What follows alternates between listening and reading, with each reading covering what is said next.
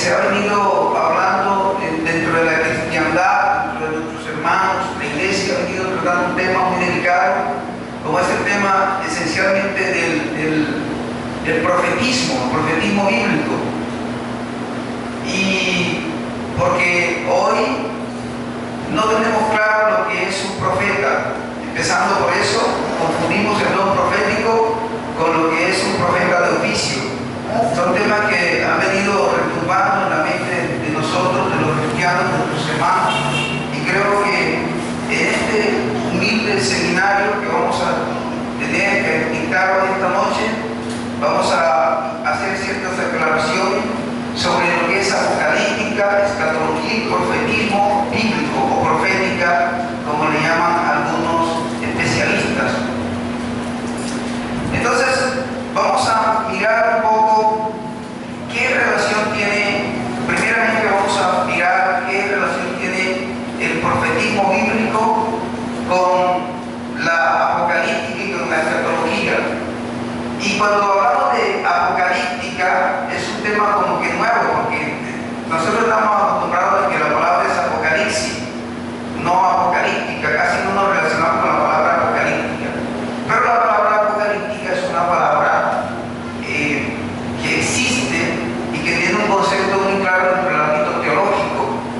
La apocalíptica es una literatura. La palabra escatología tiene que ver con todos los eventos finales. La palabra escatología viene de la palabra escatos, del griego escatos, que significa fin último de las cosas.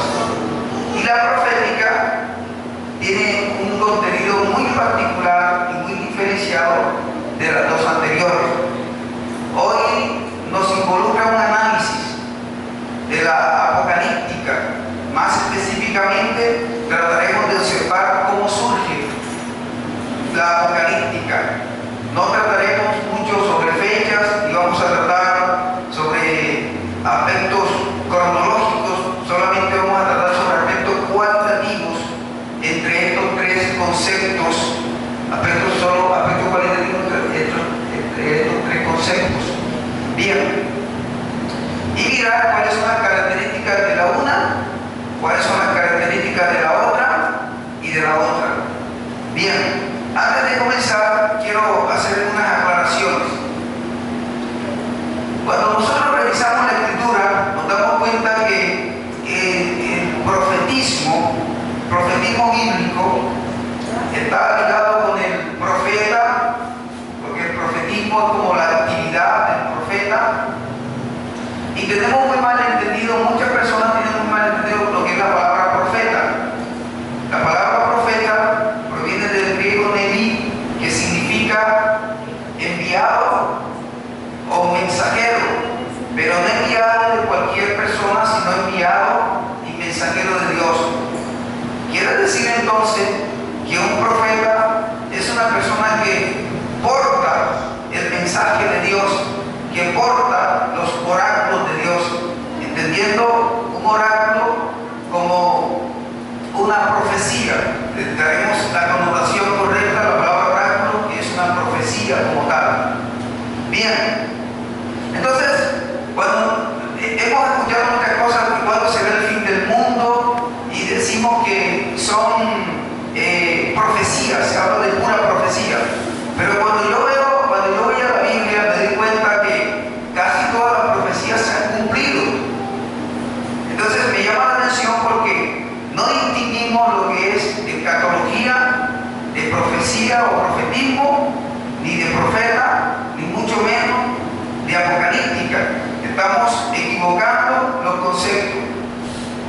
Para comenzar, quiero hablar de básicamente las funciones de un profeta.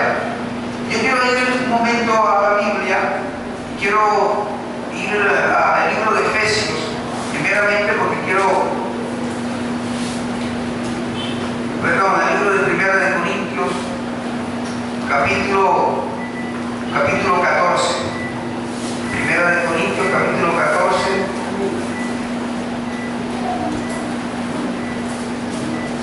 Verso 13.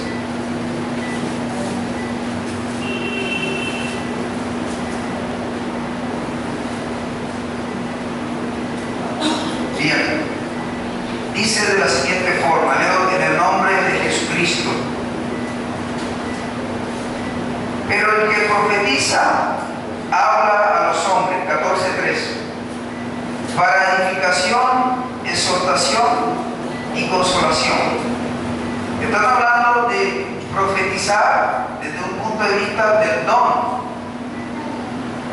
Pero la pregunta, saltaría una pregunta. Hoy hay profetas de verdad, hay profetas de oficio, hay profetas canónicos, hay profetas que escribieron el canon bíblico. La respuesta sería de ninguna manera. Los profetas todos están completos, porque nuestro Señor Jesucristo dijo en el libro de Efesios capítulo 2 verso 20 que Él colocó el fundamento sobre los profetas y sobre los apóstoles. Ahí da el orden sobre los apóstoles, porque como se estaban hablando los apóstoles, primero se colocan ellos porque es el contexto del Nuevo Testamento, y luego dicen sobre los profetas, o sea, apóstoles y profetas. Quiere decir que Jesucristo puso el fundamento en esos dos ministerios. No lo puso en otros ministerios, sin conocer los demás ministerios. Pero cualquier persona podría venir y decir, bueno hermano, ¿y qué pasa con Efesios 4, capítulo 4, verso 6 en adelante? Usted está diciendo que el fundamento lo colocaron solo ellos, pero resulta que Jesucristo constituyó el mismo a apóstoles, a profetas, a evangelistas, a maestros y a pastores. ¿Qué pasa con los demás ministerios? Bueno, mi querido amigo, mi querido hermano que usted está escuchando esta noche este seminario, este simposio, le tengo una noticia, sorpresa. Si nosotros nos remitimos al pasaje anterior, Efesios 2:20, el Señor menciona dos ministerios, el profético y el apostólico, y dice que sobre ellos echó Cristo el fundamento. No quiere decir que el Señor mismo haya nombrado en Efesios 4, verso 6 en adelante, haya nombrado otros ministerios, porque sí nombró otros ministerios, efectivamente. Pero yo recuerdo que en el libro de Tito dice, el apóstol Pablo le dice a Tito, te encarezco que constituyas pastores, ancianos y diáconos, porque ya no se iban a seguir constituyendo profetas, ya había cesado el tiempo profético, canónicamente hablando, o sea, lo que escribieron el canon bíblico. Entonces nosotros estamos básicamente frente a una disyuntiva: si realmente existen profetas hoy en día, así como los profetas de oficio, los profetas canónicos, o no existe ese tipo de profetas. Y la respuesta sigue siendo: no existen ese tipo de profetas. Hay gente que se mueve dentro de un don profético. Ahora, si nosotros vamos a un sentido estricto de la palabra, podemos ver que un profeta, la palabra profeta viene de la palabra Neví, que significa mensajero de Dios. Bien, ese es el concepto original. ¿A qué profeta de los de hoy en día les habla Dios para que escriban canon, para que escriban la Biblia? A ninguno, porque el canon bíblico está cerrado. La Biblia enseña que la profecía más segura es la palabra de Dios, es la profecía más segura. Porque si hay algo que nosotros debemos revisar y ponerlo a la luz de nuestra vida, o nuestra vida a la luz de algo, ese algo sería la Biblia, las Escrituras, porque en ellas son que está contenida toda la vida eterna, no en oráculos de dudosa procedencia y que muchas veces no tienen ninguna relación con el contexto de la Biblia ni tienen ninguna relación con la realidad. Bien, entonces, ¿cuál era la característica de un profeta? Los profetas en el Antiguo Testamento dicen que tenían atuendos específicos, vestían con pieles de animales. Un ejemplo claro es el profeta Juan, porque el profeta Juan pertenecía al Antiguo Testamento. Yo quiero dejar mucha claridad: Juan el Bautista pertenecía al Antiguo Testamento. Por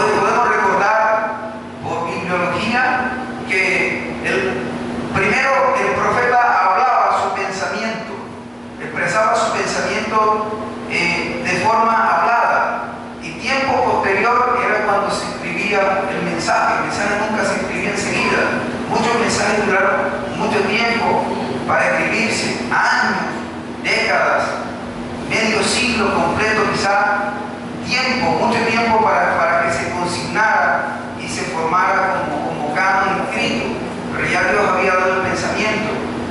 Y tenemos de que el profeta Juan el Bautista aparece en el escenario del Nuevo Testamento mencionado en el Evangelio de Mateo y en los Evangelios es mencionado Juan el Bautista, pero aún los mismos Evangelios, los tres primeros que son los Evangelios sinópticos y el Evangelio de Juan, que es el Evangelio más neumatizado, o sea, más sublime,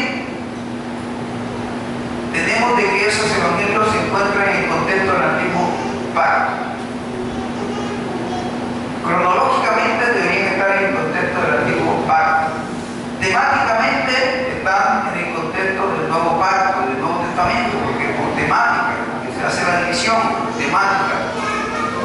Aún Cristo, la Biblia enseña en el libro de Gálatas 4:6 que Cristo nació bajo la ley y nació de una mujer, o sea, nació bajo un nacimiento humano, hablando en términos genealógicos, porque Cristo viene de la raíz de Israel, de la descendencia de David, viene de la raíz de Isaí, y en la raíz de Isaí Dios colocó un reino sempiterno, o sea, un reino siempre eterno. Por eso que Dios conservó la familia dinástica del sur, de Judá, del reino de Judá, del reino del sur, con su capital Jerusalén. Conservó esa sola familia, ese linaje lo conservó para que de ahí pudieran nacer quien es nuestro Salvador y Redentor, quien murió por nosotros en la cruz del Calvario, Jesucristo, nuestro Señor.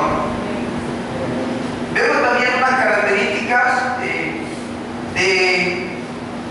en Gálatas 4:4 dice, pero cuando vino el cumplimiento del tiempo, Dios envió a su Hijo, nacido de mujer, nacido bajo la ley. ¿Dónde nació Cristo? Bajo la ley. Porque la gracia inicia una vez Cristo va a la cruz del Calvario y muere. Ahí inicia la gracia, el tiempo, la dispensación de la gracia inicia en ese momento. Quiere decir que los relatos bíblicos del Nuevo Testamento, lo que tiene que ver con los cuatro evangelios, hace parte también del Antiguo Pacto. Los evangelios sabemos que hablan de Jesucristo, de su genealogía, o sea, de su nacimiento, de su milagro, del llamado a los discípulos, etcétera, etcétera. Vamos a retomar entonces qué ha sido un profeta canónico, un profeta de los tiempos bíblicos. Y vamos a distinguir algunos aspectos que por lo regular estamos nosotros acostumbrados a oír. Por ejemplo, un profeta, la primera característica era que el profetismo en Israel, algunos especialistas dicen que nació desde Abraham, desde los comienzos de Israel nació con Abraham. También dicen que Moisés también está en esa línea del profetismo. La Biblia dice que Moisés, o enseña que Moisés era profeta. La Biblia enseña que Abraham era profeta.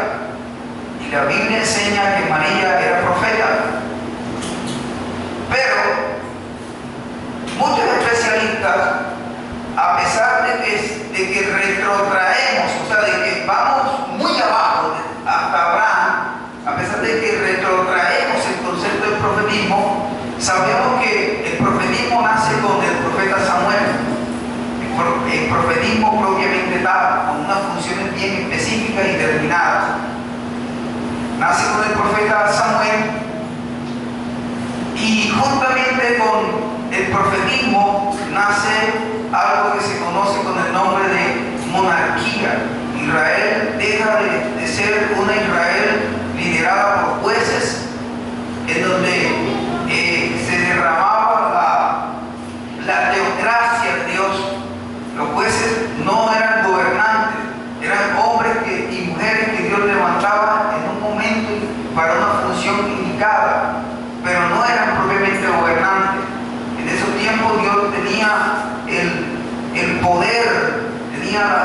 tiranía estaba sobre todo Israel e Israel vivía bajo la teocracia de Dios. Pero cuando aparece en escena Samuel está visto como el último juez. Samuel es el último juez después de Elí era un juez, pero Samuel fue criado en el templo, fue criado juntamente en el templo. Su madre lo llevó a donde Elí y ahí fue criado. Una vez Elí muere, Samuel crece y toma no el lugar de Elí, sino que toma el lugar del último juez. Samuel primeramente fue un juez, quiero que lo tenga claro. Número uno, fue el último juez de Israel. Número dos, el primer profeta de Israel. Porque el profetismo que inicia con Samuel es un profetismo estático, o sea, es un profetismo lleno de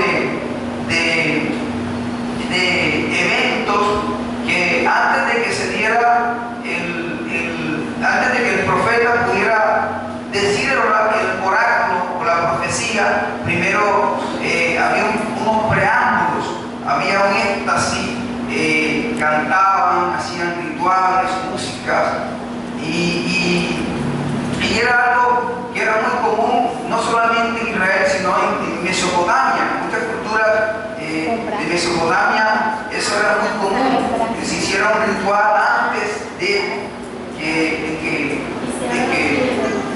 que se dijera el oráculo. He dicho sobre la palabra oráculo, pero ¿qué es un oráculo? Un oráculo es una profecía.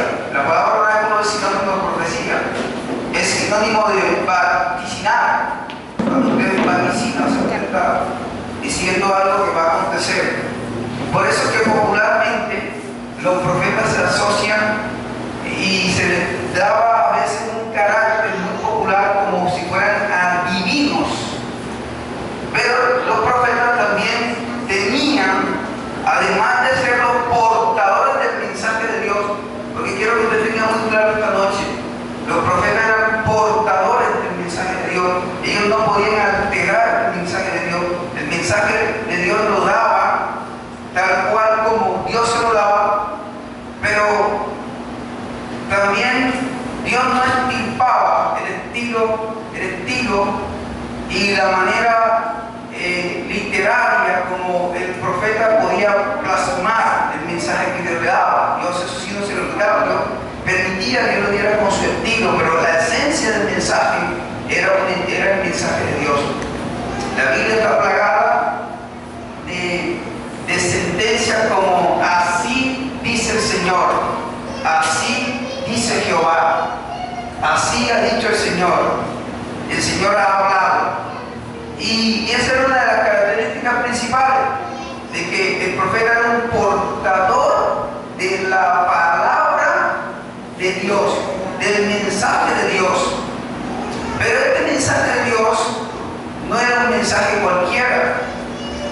Ahora, por otro lado, el profeta también, dentro de sus funciones, podía, por ejemplo, vaticinar eventos del futuro. Por ejemplo, el profeta Samuel, con el asunto de las asnas, él vaticina ese asunto de las asnas, que es un asunto meramente social.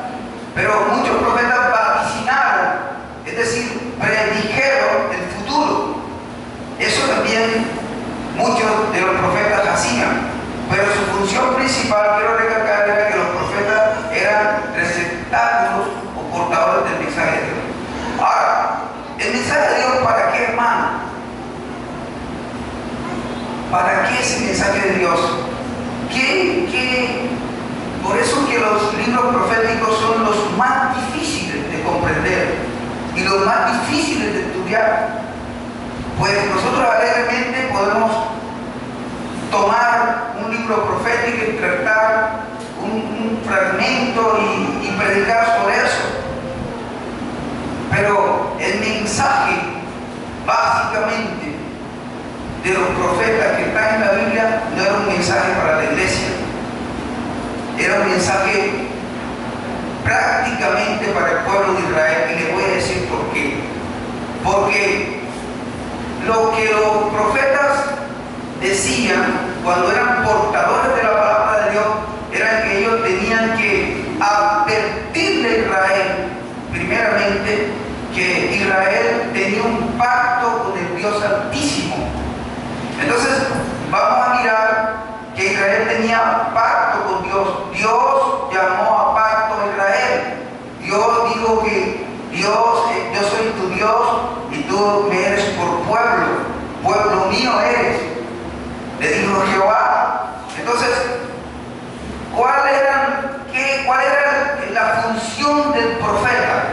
Básicamente, la función del profeta era advertirle a Israel que si quebrantaba el pacto que Jehová Dios había hecho con Israel, sobrevendrían maldiciones. Pero también el profeta siempre advertía sobre las bendiciones. O sea, decía, si Israel cumple el pacto, Israel obtiene las bendiciones de Dios, como podemos ver en Deuteronomio 28. Habla sobre las bendiciones y sobre las maldiciones. Y estas bendiciones eran desde todos los puntos de vista, desde el punto de vista económico, agrícola, desde muchos puntos de vista eran las bendiciones. Pero también decía que si ellos no obedecían a Dios, sobrevenían las maldiciones. Ahora, si el profetismo tiene como función esencial advertir a Israel de que no quebrante el pacto, y ya viéndolo quebrantado, vendrían sobre ellos maldiciones, y si tenían un buen comportamiento, vendrían sobre ellos bendiciones, la pregunta sería, hoy hay profetas como los profetas estos que la Biblia menciona. De ninguna manera. Hoy no hay ese tipo de profetas, porque estos profetas fueron levantados por Dios para hablarle específicamente al pueblo de Israel sobre su comportamiento y su compromiso con relación al pacto que Dios había hecho con el pueblo hebreo, con el pueblo de Israel. Bien, un pacto, un convenio o un contrato tiene algunos elementos. Los elementos que se constituyen entre dos o más personas. Siempre hay dos o más personas. En este caso de Israel, era Dios quien llamaba a Israel. Ya tenía la primera parte era Dios, la segunda parte era Israel. Un contrato también tiene cláusulas, tiene toda una reglamentación. Es decir, que un contrato tiene una serie de condiciones. Habían condiciones. Pero un contrato también tiene una promesa. Y también tiene cláusulas sancionatorias, o sea, cláusulas que castigan. Por ejemplo, cuando usted adquiere una casa a través de un contrato, si usted se muda antes del tiempo que pactó, hay una cláusula penal, porque usted infringió el contrato. Algo así parecido ocurría con Israel. Y ahora, pero un contrato, si no tiene contenido de la ley, es un contrato leonino, es un contrato que no tiene forma, que no tiene cabeza. La letra que constituye un contrato tiene que derivarse de la ley. Entonces, el pacto que Dios hizo con el pueblo de Israel se lo dio Dios a Moisés en el Sinaí, cuando le dio la ley. Dios le dio a Moisés la ley. ¿Y qué iban a hacer? ¿Cuál era la función entonces de los profetas? Ya no iban a recepcionar la ley. Los profetas no hablaban por su propia cuenta, no se inventaban fábulas. Los profetas hablaban lo que ya estaba escrito en la ley. Es decir, los profetas se basaron en lo que decía en el libro de Deuteronomio con relación al pacto que Dios había hecho con Israel. Quiero que eso quede claro. Dígame si hay unas características de un profeta o que en estos días existe un profeta como los profetas que menciona la Biblia. De ninguna manera. exabrupto tratar de decir que hoy hay ese tipo de profetas. Entonces, ellos, ¿qué era lo que iban a hacer? Ellos no se inventaban el contenido del mensaje. El mensaje lo daba Dios, pero el mensaje estaba sustentado en el pacto que Dios había hecho con el pueblo de Israel, y que la base de ese pacto era la ley que Dios había dado a Moisés en el Sinaí. Ahora me pregunta, ¿por qué cree usted que Israel la pasó tan mal? ¿Y por qué cree usted que todavía Israel tiene problemas? Aún tiene problemas. Indistintamente de que nosotros tengamos que orar por Israel, sabemos en nuestra conciencia de que aún Israel está por venir su salvación. Aún queda a los tiempos escatológicos. Todavía Israel tiene que pasar por la gran tribulación. Miren que aún en la fecha, en el día de hoy, y la salvación de Israel no se ha hecho latente.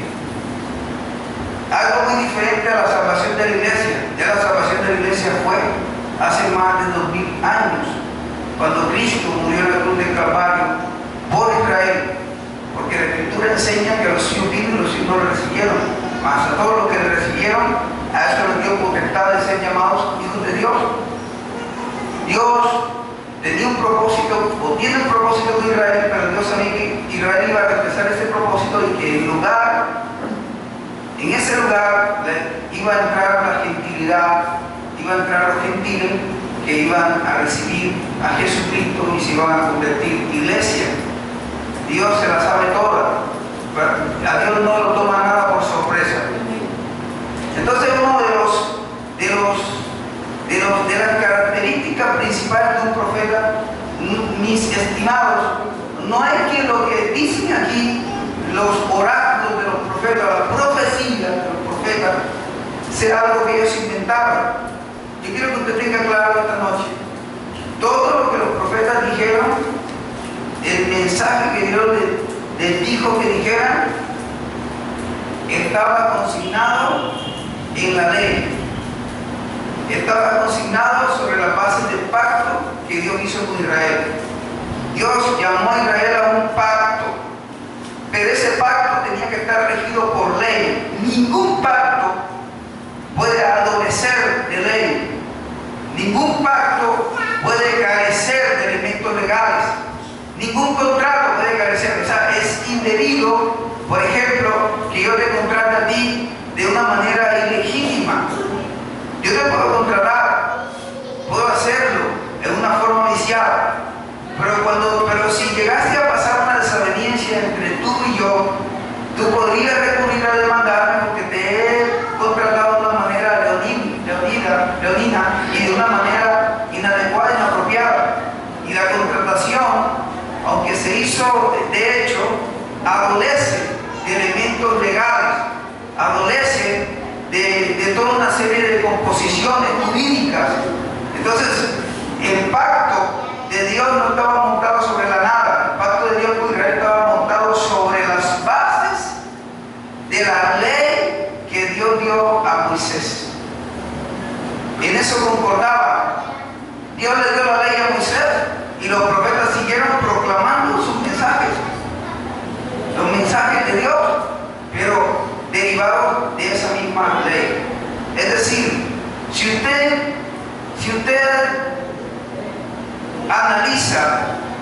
analiza bien todos los profetas, los contenidos de los libros proféticos, usted se va a dar cuenta que los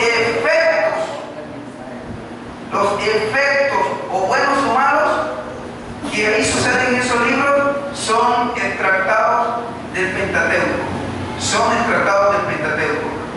No me venga a decir que, hermano, pero aquí en el Pentateuco no vivía el rey Agag. No, pero Dios le aplicó los preceptos de la ley al rey Agag. Dios le aplicó los principios del rey Agag a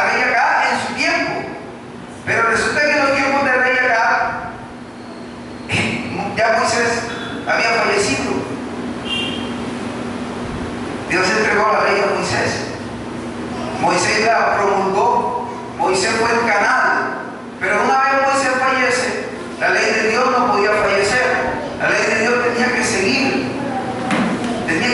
con el pueblo de Israel, porque era el faro del pueblo de Israel. Porque si la ley, el pueblo de Israel se desenfrenaba, si teniendo la ley y teniendo los profetas, el pueblo de Israel era un pueblo desenfrenado, un pueblo, es que Dios en su profundidad, en sus misterios, o sea, en su soberanía, la Biblia indica que Israel era un pueblo sumamente débil en sus principios. La génesis de Israel, en los principios de Israel, era uno de los pueblos más desaventajados, que quizás tenía ciertas ventajas que los pueblos vecinos querían y pretendían. Eran ventajas de carácter geográfico, estratégico, militar, pero no tenían nada tenía en un principio. Y Dios toma ese pueblo y lo hace su pueblo. Qué misterio, ¿verdad? O sea, ¿qué le dio Dios a ese pueblo? Usted y yo no lo sabemos, Él sí lo sabe. Él lo sabe todo. Pero inicialmente, y después hizo de Israel una gran nación, e hizo de Israel una de las más grandes monarquías, muy organizadas. Entonces, podemos observar que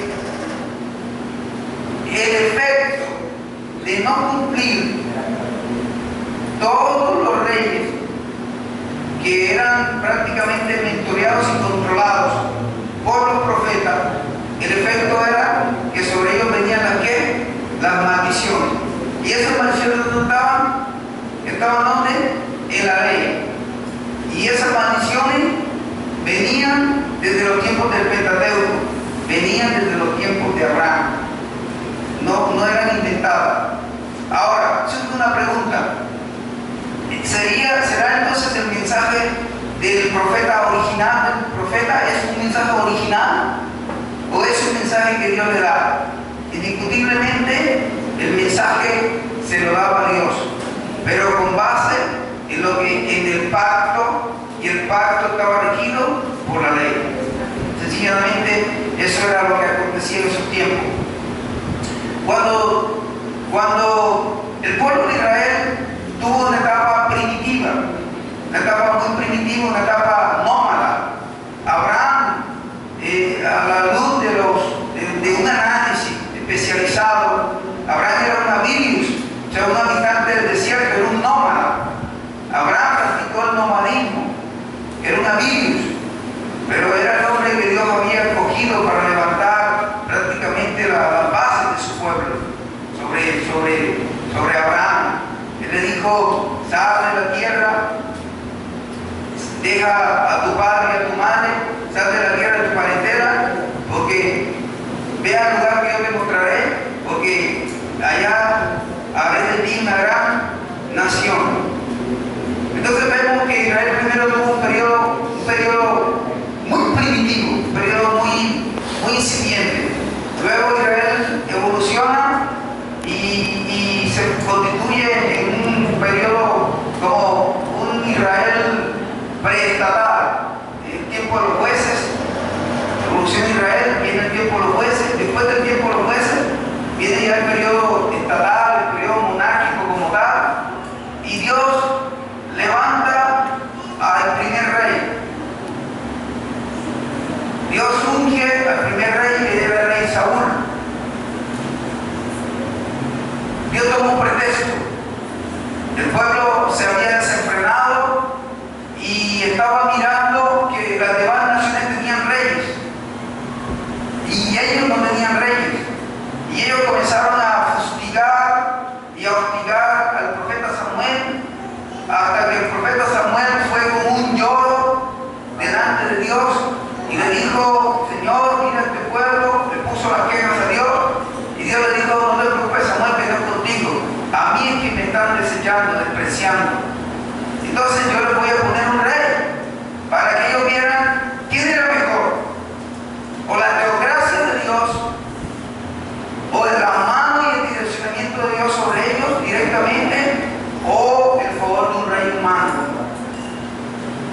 Dios sabía que iban a fallar. Entonces, por eso, una de las características esenciales del nacimiento del profetismo bíblico lo podemos ver con el profeta Samuel. El profetismo bíblico, el profetismo de Israel como tal, sin retrotraer, no vamos a retrotraer a Abraham, no vamos a retrotraer a Moisés, no vamos a retrotraer a María, no vamos a retrotraer nada. Eventos características claras del profetismo se marcan a partir del profeta Samuel. Es el primer profeta como tal, un profeta que tiene una verdadera característica de profeta. Y Dios levanta a Samuel precisamente para que Samuel, como Dios todo lo sabe, Dios sabía que el pueblo iba a pedir rey. Él levanta antesito levanta a Samuel para que cuando Dios constituyera el primer rey de Israel, que era Saúl, automáticamente Samuel fuera su mentor, su control. Entonces, ¿cómo controlaba el profeta Samuel a Saúl? Por la Biblia sabemos que Saúl fue un rey que comenzó rectísimo. Recto le queda chiquito. Rectísimo era el rey Saúl, era un rey recto, sumamente recto.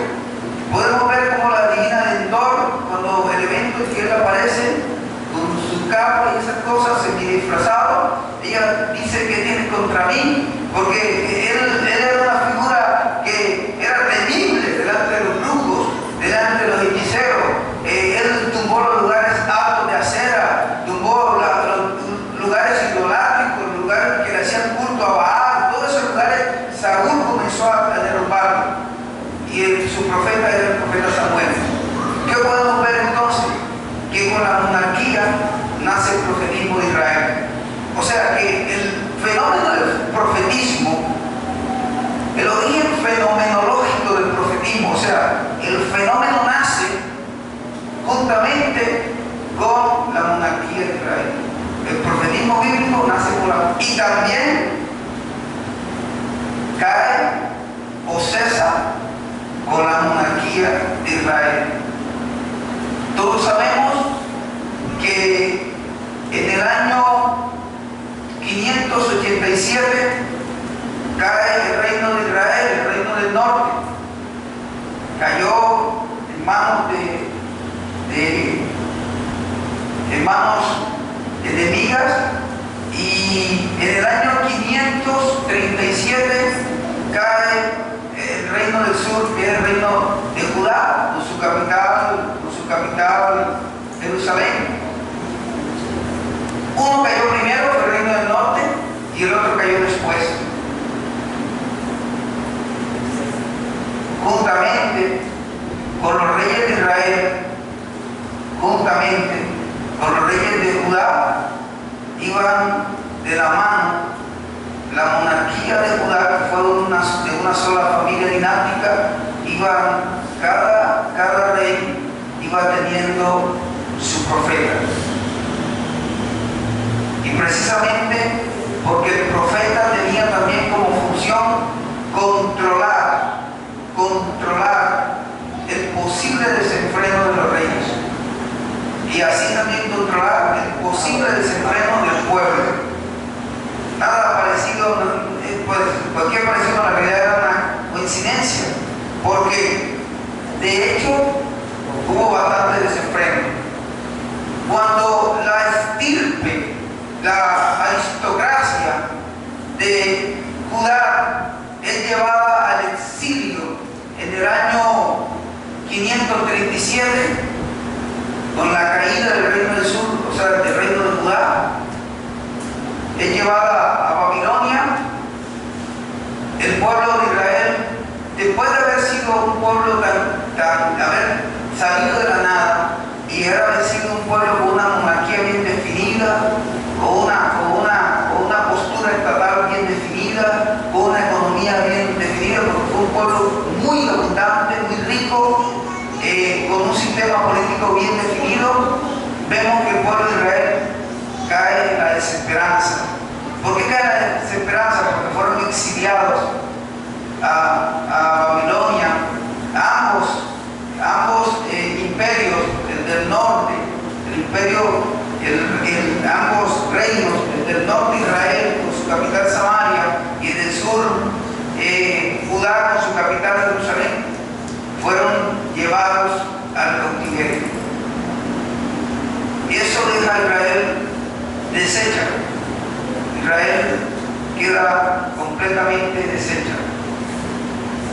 Cae en una desesperanza y básicamente ya los profetas no tienen a quien hablarles. Miraba yo como en la Septuaginta, en la Biblia Septuaginta, no en esta que tenemos comúnmente, la Reina Valera, miraba el capítulo 1 del libro de Lamentación. Jeremías, sentado en una piedra, lamentándose. Se llama Lamentaciones. Veía cómo se habían llevado, habían desolado prácticamente todo el reino de Judá. 5 capítulos tiene el libro de Lamentaciones. Y el libro de Lamentaciones tiene una cosa muy particular, que ese libro tiene 5 capítulos y bueno, yo no lo considero como un libro profético. Y se lo voy a decir por qué. El hecho de que el libro de Lamentaciones esté incluido en el libro de los profetas mayores no quiere decir que es un libro que es un libro como tal profético. Si usted analiza el libro de Lamentaciones, está hecho en acrósticos. Y los 5 capítulos del libro de Lamentaciones, excepto el 3, si no estoy mal, tiene 66. Cuéntalo ahí mismo, vamos a contarlo aquí. Vamos a salir de duda enseguida. Son hechos curiosos del profetismo, porque tenemos creído que Lamentaciones es un libro profético, porque aparecen los profetas mayores, y estamos totalmente equivocados. Ahora, usted sabe más que la Biblia, le voy a decir qué fue lo que aconteció ahí. No es lo que usted piensa. Si usted mira el capítulo 1 del libro de Lamentaciones, tiene 22 versos. 22. Quiere decir que este libro, mire cómo comienza con exclamaciones y mire cómo está escrito prácticamente en acrósticos. Quiere decir que este libro no es un libro profético, sino es un libro de la poesía hebrea, es un libro poético, porque ni siquiera está escrito en prosa. La prosa resultaba un poco más rígida, más dura, pero el género poético era un género más flexible, más florido, ¿verdad? Entonces usted puede mirar aquí en este libro de Lamentaciones que tiene, el primer capítulo tiene 22 versos, quiere decir las 22 letras del alfabeto hebreo. Cada una representa como un acróstico del alfabeto hebreo. Y así comenzamos 119, algo así parecido. De acuerdo a la clasificación, pues ya ni modo. Usted mira que está incluido dentro de los 5 profetas mayores. Ya ni modo.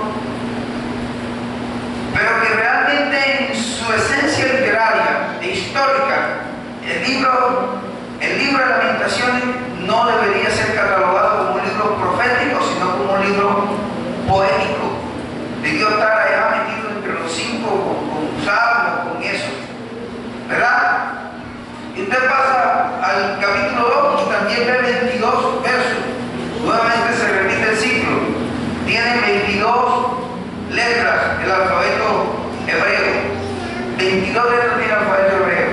Son las letras, los acrósticos. Y a diferencia del 3, pero el 3 tiene 66.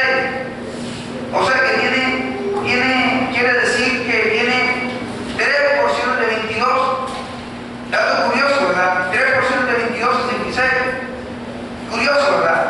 No es un libro profético. Bájese de la nube. Y vamos al capítulo 4. ¿Cuántos versos tiene? 22. 22. Como está hecho como en forma de acróstico. Y su lenguaje es de un estilo literario, más no de un estilo, ni aún un estilo apocalíptico. poética incluida ni siquiera un lenguaje profético como tal. No hay un lenguaje profético. Bien, hay un lenguaje más que todo literario y desde el punto de vista poético de la poesía hebrea. Y vamos al último capítulo y también tiene 22. Dato curioso, ¿verdad? Parece que fuera como algo que no le prestamos mucha atención.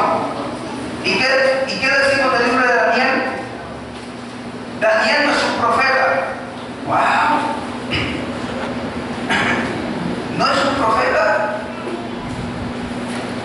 El libro de Daniel tampoco debería estar ahí en ese lugar. Porque el libro de Daniel tiene, número uno, no es literatura profética. Para los que, qué pena habernos decepcionado y usted se ha decepcionado, el libro de Daniel no tiene literatura profética. O sea, no es un libro profético en su esencia. Hace parte de la literatura apocalíptica. Ahorita vamos a ver qué es literatura apocalíptica, porque yo estoy hablando y no he dicho que es literatura apocalíptica. El libro de Daniel es un libro en donde se plasma toda una serie, la literatura del libro de Daniel plasma toda una serie de hechos que son reales, pero que están mezclados con situaciones ficticias y situaciones de carácter que pareciera que fueran fantasiosas, con animales, con estatuas, con mucho simbolismo.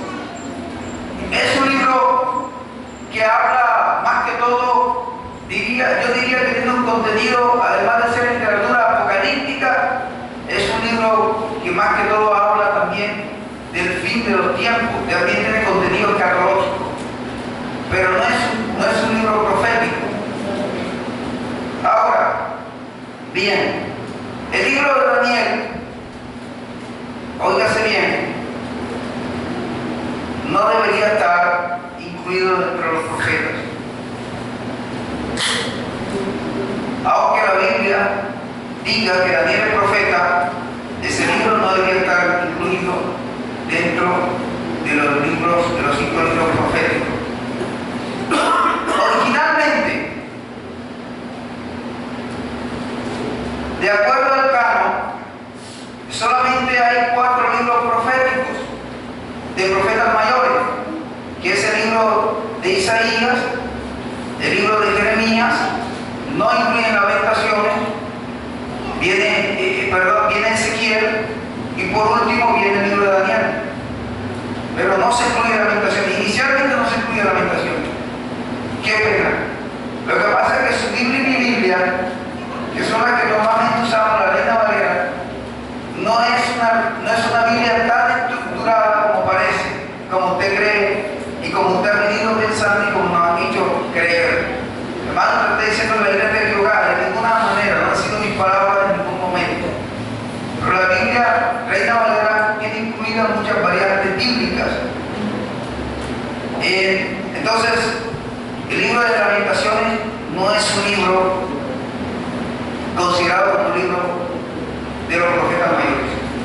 En realidad, es un lloro. Eso es lo que dice Lamentaciones, es un lloro de Jeremías, llorando por el exilio y la deportación del reino de Judá. La caída del reino de Judá, eso le produjo a él un dolor en su corazón, comenzó a se presume, se cree que el libro de Lamentaciones, los especialistas coinciden que lo escribió también Jeremías. Que lo escribió Jeremías porque en la Septuaginta inicia nombrando a Jeremías, pero en nuestra versión que tenemos aquí no inicia nombrando a Jeremías, sino que empieza con exclamación, con admiración. ¿Cómo ha quedado sola la ciudad populosa? O sea, desolada. Jerusalén, se está refiriendo a Jerusalén. El profeta Jeremías, hablando sobre una piedra y viendo así para allá, que se lo habían llevado. El libro de Isaías, ¿qué diríamos del libro de Isaías? Cuando vamos al profeta Isaías, son datos curiosos que estoy mirando porque para que miremos que no sabemos tanto del profetismo como creemos. Miren cómo comienza el libro de Isaías. Dice: visión de Isaías, hijo de Amós, la cual vio acerca de Judá y Jerusalén en el día de Usías, Jotán, Acab y Ezequías, reyes de Judá. O sea, quiere decir que el libro de Isaías, en su primer capítulo, dice cuáles fueron los reyes que controló él, los reyes que él les dio el mensaje. Él mismo lo dice, no tiene que estar haciendo tantos estudios teológicos. Uno fue Usías, Jotán, Acab, Ezequías. Esos fueron los reyes de Judá. Esos fueron los reyes que él, sobre los cuales tuvo el impacto directo, no obstante de que él también vaticinó oráculos con relación a Babilonia. Eso es diferente. Eso no tiene nada que ver. Pero fueron los reyes de la influencia. O sea, esos fueron los reyes que él influenció con el mensaje profético. ¿Ok? Bien. Miren lo que dice: visión de Isaías. O sea que la visión es toda de Isaías. ¿Ok? Dice visión de Isaías. Bueno, para que le quede claro, el libro de Isaías no lo escribió todo el profeta Isaías, porque el libro de Isaías tiene tres partes. La primera parte se llama el proto-Isaías, que versa desde el capítulo 1 hasta el capítulo 31, y la segunda parte del libro de Isaías se llama el Meso-Isaías. Meso quiere decir medio, que está en el medio, como cuando estudiamos el concepto, cuando estudiamos geografía de América. América del Norte, Mesoamérica y Suramérica. Suramérica, Mesoamérica y Norteamérica. Yo me acuerdo que ya se usaban, que esa palabra ha entrado en desuso. Meso. Bueno, entonces habla de un proto-Isaías, que va desde el verso 1 al 31. Se habla de un Meso-Isaías, va a ser un libro que va, una segunda parte que va desde el 40 hasta el 55, y hablamos del Isaías final, que va desde el 55 hasta el 66. Cuando nosotros vamos al capítulo 40 del libro de Isaías, nos damos cuenta que hay unos elementos posesivos. O sea que hay unas narraciones que tienen que ver con los tiempos mucho después del exilio. Habla de elementos en ese capítulo 40 que hace parte del Meso-Isaías. Habla de unos elementos que tienen que ver con los tiempos posexílicos, diría yo, muy remontados, muy arriba. Lo que quiere decir que el proto-Isaías lo escribió Isaías, pero el Meso-Isaías, los especialistas, y viendo todo el análisis bíblico, tenemos de que el Meso-Isaías no lo escribió el profeta Isaías.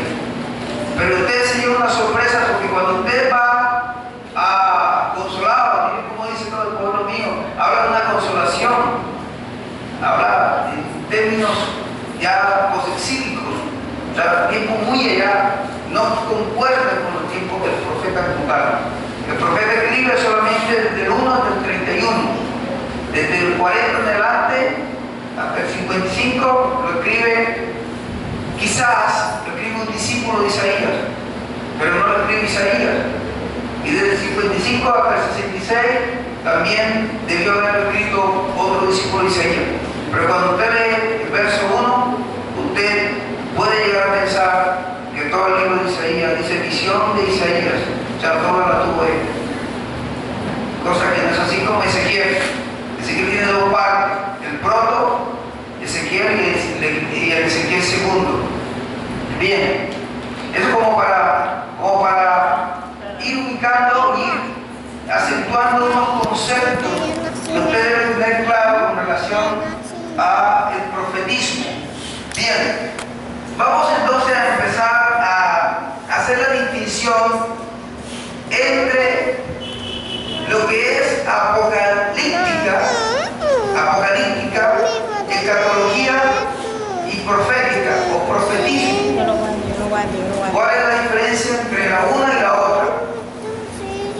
Con esto no queremos decir de que esta es superior a esta ni a esta. No queremos decir eso. Ni tampoco vamos a decir que la una surgió independientemente de la otra, ¿no? No vamos a decir eso. No vamos a decir que la una es más que la otra surgió. Las tres tienen interrelación, pero las tres tienen elementos muy distintos el uno de la otra. Ahora, hermano, ¿por qué usted no va a hablar de apocalíptica? Todavía no entiendo por qué no va a hablar de apocalíptica. Porque la apocalíptica nace como un género literario que pretende restablecer la esperanza que había perdido Israel en los tiempos del exilio. ¿Estamos claros ya?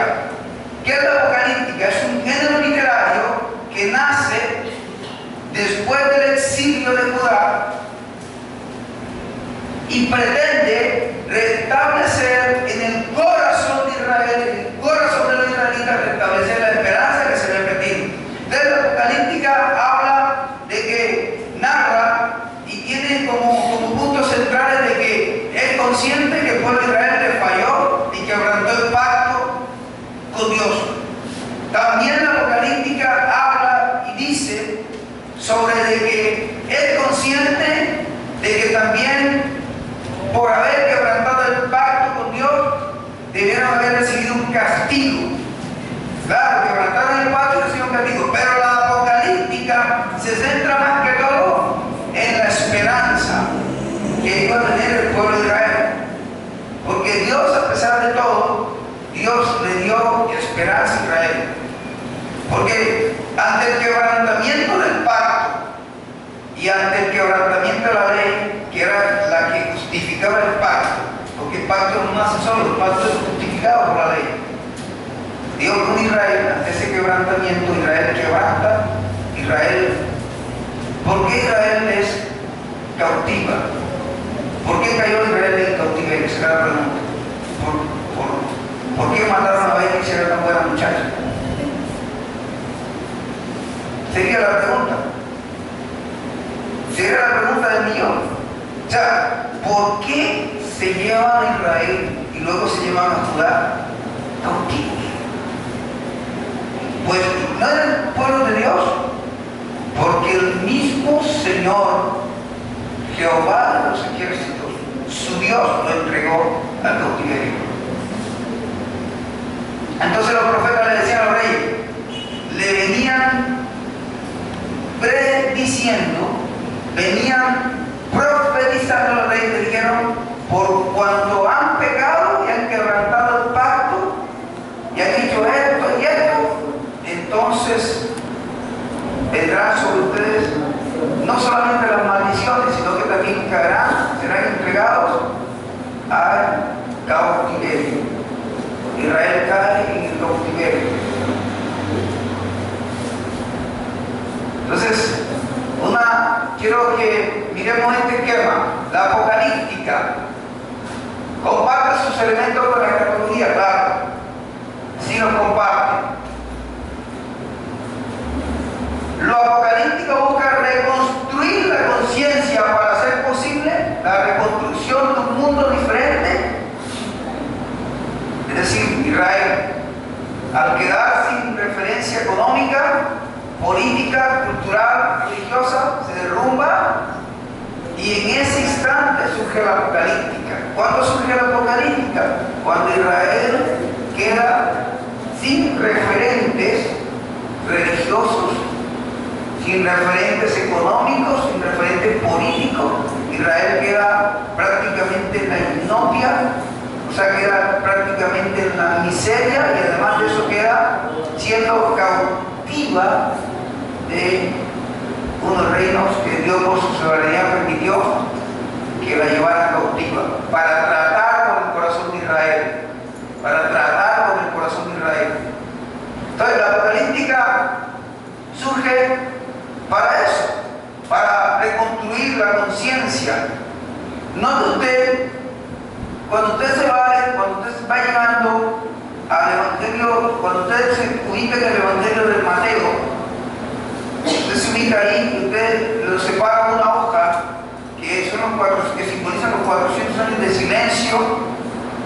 o el periodo intertestamentario. Usted llega a Malaquías y de Malaquías pasa a Zacarías, porque la Biblia dice que Zacarías no era profeta sino sacerdote. Sorpresa. Y llega a Ageo. Desde Ageo hasta Malaquías se llaman profetas posexílicos. Esos profetas, toda la apocalíptica, lo que pretende es diferente al profetismo. Diferente al profetismo, lo que pretende es restaurar la esperanza que el pueblo de Dios había perdido, habiendo desobedecido y habiendo sido cautiva por unas naciones extranjeras. Ese es el propósito central de la apocalíptica.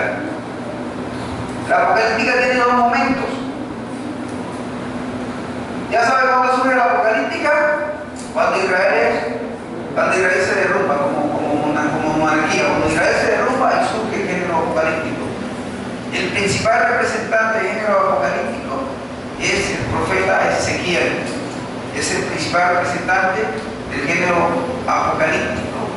O empieza el género apocalíptico, uno de los que empieza el género apocalíptico.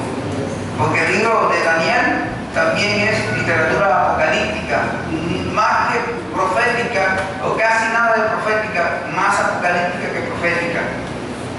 La apocalíptica tiene dos momentos: un periodo después del exilio y desde Daniel hasta Apocalipsis. Tiene dos momentos: el periodo que va después del exilio y el periodo que toma desde Daniel hasta el libro de Apocalipsis. El libro de Daniel guarda una relación estricta con el último libro de la Biblia, que es el libro de Apocalipsis. Vamos a seguir en la presentación. Características de la apocalíptica. Las características de la apocalíptica son unas características del lenguaje. Vamos a mirar un poco sobre esas características, las características del lenguaje de la apocalíptica. Dice, es un lenguaje repetitivo, son discursos largos, predominan las cifras, las listas, predominan los símbolos, predominan los animales, las bestias, los dragones. Es muy intuye, admite dentro de ella mucho simbolismo. Es un género literario, es un lenguaje muy amplio, muy repetitivo, con discursos muy largos. Tenemos también las características estructurales. Dice, no se menciona el autor de hoy. El Apocalipsis de Juan es una excepción. El discurso se pone en boca de un personaje de la antigüedad: Noé, Lamec, Enoc, o al menos en los tiempos bíblicos del exilio, como lo es Daniel y Esdras, el sacerdote, el escriba, el sacerdote Esdras. El héroe es transportado al cielo, donde se le muestra los misterios que se le han de explicar después. El intérprete es con frecuencia un ángel. El visionario queda perturbado, desvanece, cae sobre su rostro. Son características estructurales. Vamos a ver el contenido narrativo. A menudo aparece un hilo narrativo nuevo, de largas secuencias, histórico, generalmente en forma simbólica, crítica, en el que animales en lucha simbólica, la disputa de los hombres, hay descripciones de los cielos, vientos y extrañas montañas de árboles de la Biblia. Otro punto son las doctrinas. Concierne a la resurrección, la proximidad del nuevo león, la gran crisis que se cierne sobre la historia del mundo.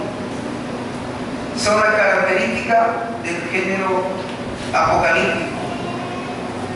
Bien, entonces, ¿cuándo cesa? ¿En qué momento cesa? ¿En qué momento comienza el género apocalíptico? El género apocalíptico comienza cuando el reino de Judá cae en desesperanza, se desmorona ese mundo, ese género literario busca reconstruir la conciencia para hacer posible la reconstrucción de un mundo diferente de Israel. Bien, ¿cuáles son las características de ese mundo diferente? ¿Cuáles serían las características del género apocalíptico? Bien, está influenciado por un gobierno sacerdotal inspirado en Ezequiel. Ahora, quiero aclarar algo sobre las características del género apocalíptico. Bien, ya dijimos que está bien, busca la reconstrucción de la conciencia para hacer posible la reconstrucción. Eso lo dijimos. ¿En qué se diferencia la apocalíptica de la profética o del profetismo? Bien, ¿cuál es la distinción entre la apocalíptica y el profetismo? Eso quiero que lo tengan también muy claro. Sencillamente que la apocalíptica pretende buscar la reconstrucción en la conciencia para hacer un mundo diferente, mientras que el profetismo pretende instituir el mensaje de Dios. Son dos cosas diferentes. El profetismo instituye el mensaje de Dios, o sea, aterriza el mensaje de Dios con respecto al quebrantamiento o el cumplimiento del pacto. Eso hace la gran distinción entre el género apocalíptico y el género profético o el profetismo. Es una gran distinción que hay. Miren, mientras que la apocalíptica condena el orden existente y anuncia la construcción de otro mundo, el profeta busca realizar el plan de Dios en el mundo. Eso es la gran diferencia. Acá está. Reconstruir la conciencia para hacer posible la reconstrucción de un mundo diferente. Para lograrlo crea símbolos y mitos nuevos que posibilitan la reconstrucción de la sociedad perdida. La apocalíptica entonces condena el orden existente y anuncia la construcción de otro mundo, mientras que el profeta busca realizar el plan de Dios en el mundo. El apocalíptico reconstruye el plan de Dios en el interior del hombre, mientras que en una realidad más allá de la física, o sea, va más allá de lo físico, va tendiente hacia lo simbólico, donde lo material adquiere otro valor y la identidad está puesta en lo no perecedero, está puesta en la conciencia del hombre. Podríamos decir que la apocalíptica tiene dos momentos.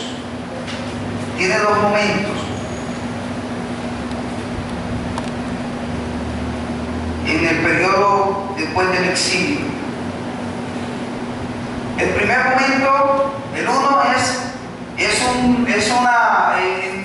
el género apocalíptico predomina más que todo un tipo de gobierno sacerdotal llamado la hierocracia o el gobierno sadoquita, que proviene de la palabra Sadoc, que fue un profeta o un sacerdote que estuvo en los tiempos de Salomón.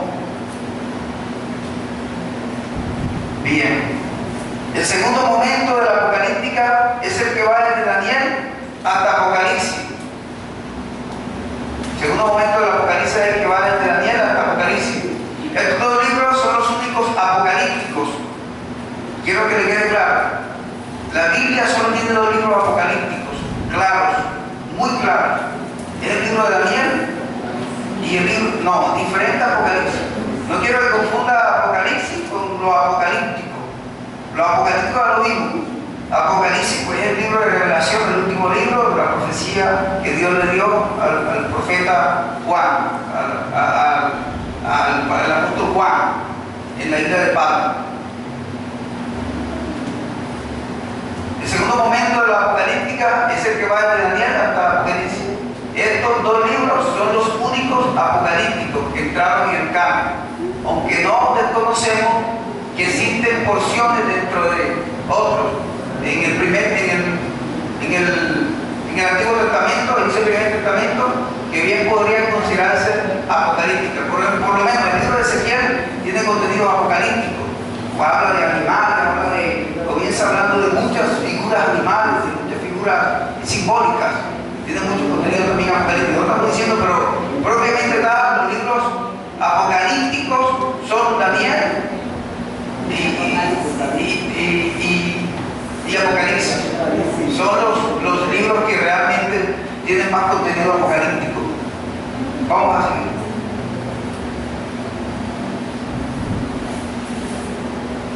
En muchas ocasiones la apocalíptica aparece como un libro aislado del canon. Sin embargo, al reconstruir la historia y la literatura apocalíptica entre este libro y Daniel, observamos que el Apocalipsis encuentra su verdadero lugar y significado histórico. Estos contextos se hacen más claros si en su interior situamos el movimiento de Jesús y la Iglesia Apostólica. Bien, quiero también aclarar unas cosas. Bien,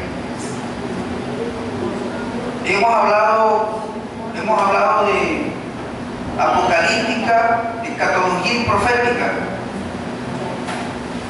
pero quiero que hablemos un poco no hemos hablado casi de escatología. Vamos a mirar un poco sobre ese término. La palabra escatología proviene del término griego escatos, que significa fin.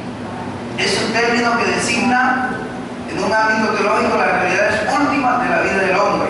Es decir, la escatología habla de la muerte, habla de la vida más allá, en sus diferentes posibilidades. Quiere decir que la escatología siempre habla de que por lo menos tenemos la esperanza, los que hemos recibido la salvación, de que vamos a tener un final, de que no tendremos un final ni tendremos una condenación, sino que tendremos vida eterna. O sea, habla en esos términos. Habla de la muerte, habla de la vida y más allá de sus diferentes posibilidades. De esta forma podemos entender por escatología la esperanza de una acción futura. Podemos entender que la escatología es la esperanza de una acción futura. Bien, hay tres factores que inciden en la escatología. El primero es una conciencia aguda de que el Dios de Israel ha actuado en el pasado a favor de su pueblo. En segundo lugar, tenemos la constatación de que Israel no ha respondido convenientemente a esa acción liberadora de Dios, y de que en consecuencia el castigo de que ha sido objeto se lo ha merecido. O sea, por eso es que cuando usted habla, por lo menos cuando nosotros vamos a hablar, nosotros estamos hablando del fin de los tiempos, vamos a hablar de la parte cuando comience la gran tribulación. Eso serán tiempos escatológicos propiamente tal. Y ahí salen a colación tres factores. El primero es que Israel, Dios ha actuado siempre en favor de Israel, porque Dios hizo un pacto eterno con Israel, porque Israel es su pueblo. Y en segundo lugar, constatamos que Israel no ha correspondido adecuadamente a ese pacto que Dios hizo con Israel. Pero, como consecuencia de eso, Israel es objeto